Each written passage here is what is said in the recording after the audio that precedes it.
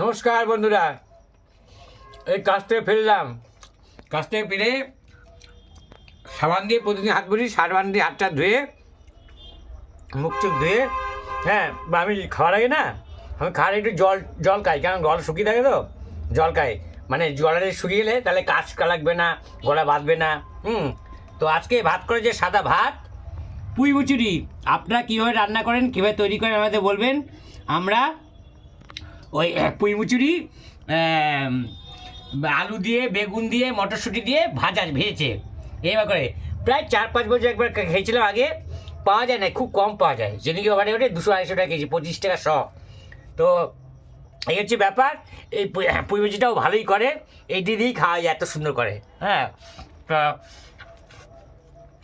এই নিয়েছিলাম 100 নিয়েছিলাম, ওইটা করেছে 115 টাকা দাম নিয়েছিল। 115 টাকা দাম নিয়েছিল। হ্যাঁ হ্যাঁ, প্রথম দিন 25 টাকা, সেদিনকে নিয়ে আসেনি। না, এই দিনকে 15 টাকা। এই দিনকে 15 টাকা সহ নিয়ে আসলাম। আর এই যে চিকেন করেছে, চিকেনের কালার দেখেন কি সুন্দর কালার। আজকে চিকেন অনেকটাই নিয়ে এসেছিলাম, তো আমি বেশি খাই না, তো অনেকটা দিয়েছে। তো চিকেন আরও আছে, খুব সুন্দর।